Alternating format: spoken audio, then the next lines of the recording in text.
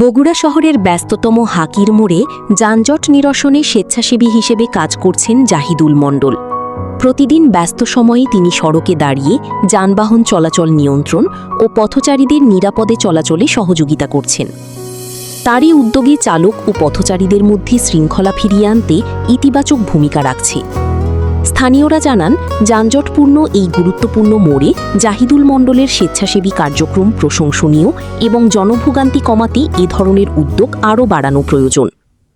প্রতিবেদনে Bappi Mahmud, NF TV. Zahidul মণ্ডল, আমি হাজির মোড়। বাসা কোথায়? আমার সুন্দরগঞ্জ পাড়া হাজির মোড়। স্থানীয় ছেলে, আমি যানজট ক্লিয়ার করি, আমি সবার উপকার করি, কেউ এখানে নাই। আমি এই কাজই করব, জনগণের উপকার করব। জনগণ আমার সবাই চাই এই ছেলেটা ভালো, এই ছেলেটা না থাকলে যানজট হয়ে যায়, আমরা যেতে পারি না।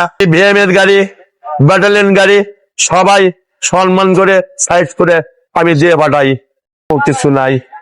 আমি তা বলি, আমাকে একটা চাকরি দেন হাকির মোড়ে, আমি করে খাই, আমি যানজট ক্লিয়ার করে দিই।